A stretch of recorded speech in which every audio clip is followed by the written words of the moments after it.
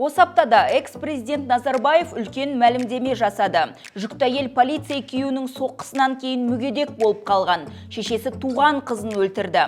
Нұралы Әліпті Манчестер Юнайтедке алады ма? Армағайын, осы аптадағы айшықты жаңалықтарға шолу жасаймыз. Ең қызығын жіберіп алмай, соңына дейін қараңыздар. Бүгін жұма, демек сіздермен бірге жұмалайық жобасы.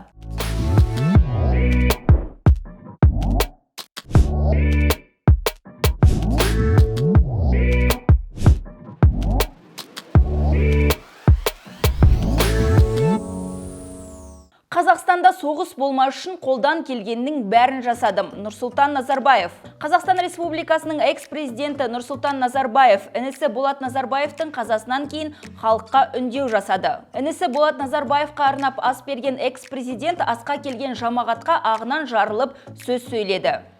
Өте қиын. Ең кіші бауырымнан айырылдық. Еркелеп өскен, көз алдымда туған, көз алдымда өскен, көңілі жай барақат. Қолы жазық, мейірімді адам еді. Кеше жерлегенде ауылдың азаматтарының барлығы, оның барлығын тізіп, жақсылығын айтып жатты. Алдынан Алла жарылқасын. Сондай-ақ Нұрсұлтан Назарбаев жиналғандарға тәуелсіз Қазақстанның қалыптасу тарихы туралы айтып, бүгінде Қасым-Жомарт Тоқаев жүргізіп жатқан реформалардың маңыздылығын атап өтті. Билікті келесі буынға бердім. Қасым-Жомарт Тоқаев қолынан келгенше барлық шаруаны істеп жатыр. Әр буынның өзінің жолы болады. Әр буынның өзгертуі болады. Олай болмаса өсе ме, өркендей ме? Ешқандай сөз маған тимейді. Себебі бұл мәселе біздің ұрпақтық емес, ол тарихтың мәселесі.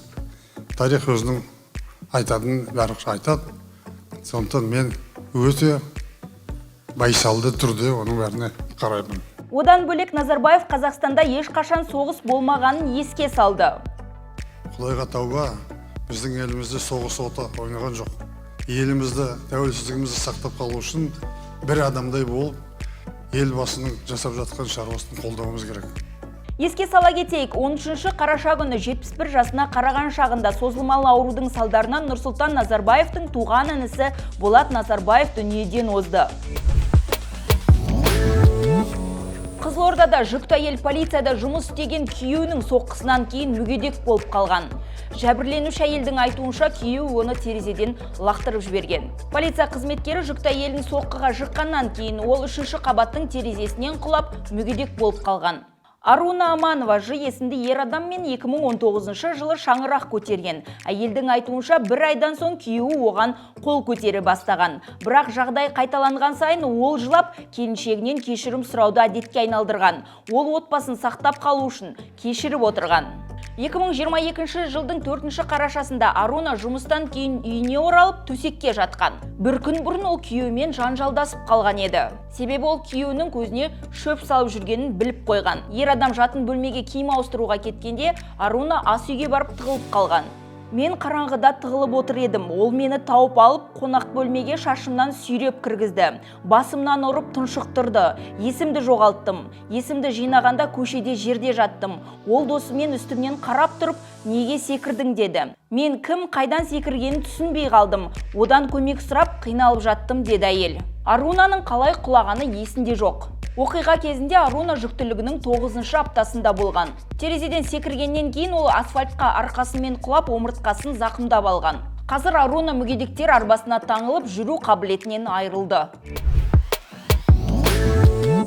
Үз-түзсіз жоғалған 7 жасар қызды анасы өлтірді деген күдікке ілінді. Полиция Павлодар облысындағы ауылдардың бірінде жоғалған 7 жасар қызды өлтірді деген 2 күдікті адамды ұстады. Жедел іздестіру және тергеу шараларын жүргізу барысында кәмелетке толмаған 2015 жылы туған Милана Давыдованың жоғалып кетуінің мән-жайы мен себебі анықталды.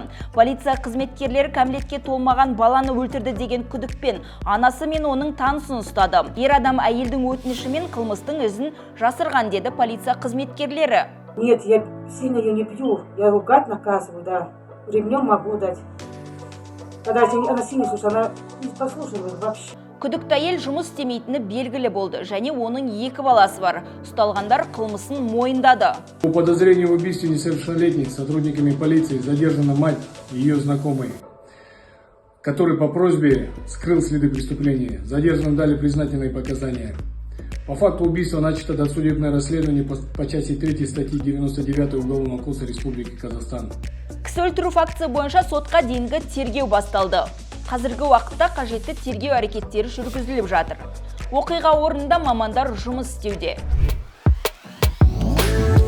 Футболдан Қазақстан ұлттық құрамасы Словениядан 1-2 есебімен жеңіліс тапты.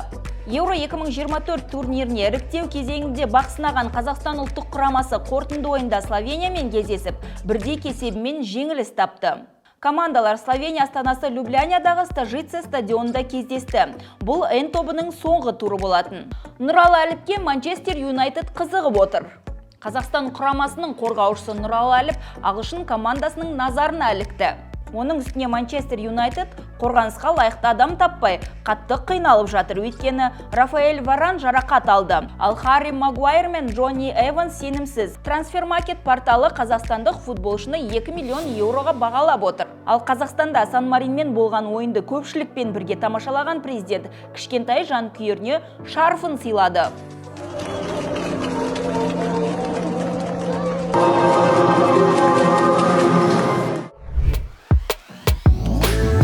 Көңіл көтеретін газды шарларды сатқандар қылмыстық жауапкершілікке тартылуы мүмкін. Ішкі істер министрлігі 2023 жылдың 22 қарашасында азот оксидімен толтырылған шарларды сатқан үшін қылмыстық жауапкершілікке тартылатынын хабарлады. Қазақстанда бірнеше жыл бойы азот оксидімен толтырылған шарлар интернетте және кейбір түнгі клубтарда мүлдем зиянсыз құрал ретінде ашық сатылған. Дәрігерлердің айтуынша азот оксидін таза күйінде қолдану өте қауіпті және адам денсаулығына елеулі зиян келтіреді. Бұл шарлар тіпті өлімге әкелуі мүмкін.